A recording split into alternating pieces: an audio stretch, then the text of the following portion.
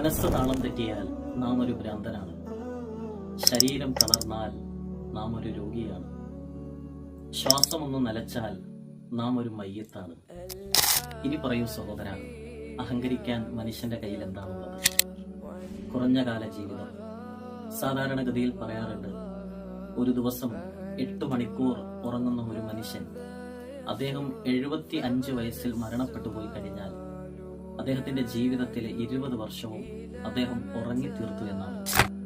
കേവലം 40 50 വർഷമാണ് ഒരു മനുഷ്യൻ കണ്ണു തുറന്ന് ഈ ദുനിയാവിലിരിക്കുക. ഈ 50 വർഷത്തിന് പിറകിൽ വരാനുള്ളത് മിഖ്ദാറുഹു 50 അൽഫസന, 50,000 വർഷം നീണ്ടു നിൽക്കുന്ന വിചാരണ നാളാണ്. ദുനിയാവിലെ ജീവിതത്തിൽ അലങ്കരിക്കാൻ നമുക്കെന്താണുള്ളത്?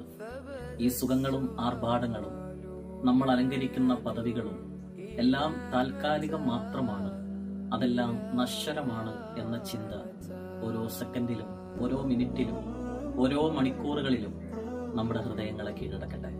അഹങ്കാരമില്ലാതെ ജീവിക്കാം. ലാ യദ്ഖുലുൽ ജന്നത മൻ കാന ഫീ ഖൽബിഹി മിസ്ഖാലു ദർറത്തിൻ മിൻ കിബർ.